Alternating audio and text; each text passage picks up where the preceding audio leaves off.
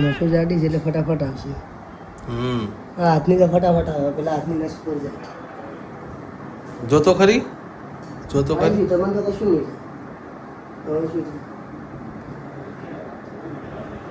આપણે ફાઇનલી આવી ગયા છીએ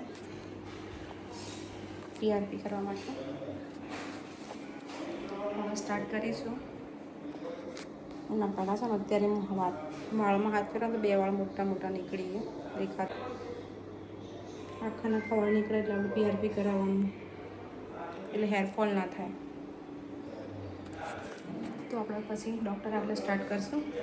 એમની પરમિશન હશે વિડીયો લઈશું, નહીંતર કંઈ નહીં.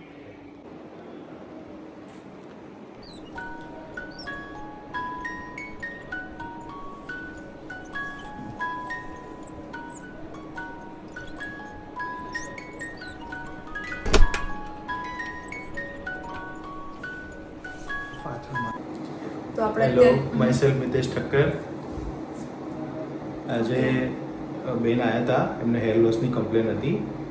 આપણે એમને પીઆરપી ટ્રીટમેન્ટ કરી છે. પીઆરપી ટ્રીટમેન્ટ છે ને એમાં પેશન્ટનું બ્લડ લેવાનું હોય, પછી એને સેન્ટ્રીફ્યુઝ કરવાનું હોય અને એમાંથી આપણે ગ્રોથ ફેક્ટર છૂટા પાડી અંદર સ્કાલ્પમાં આપણે ઇન્જેક્ટ કરતા હોઈએ.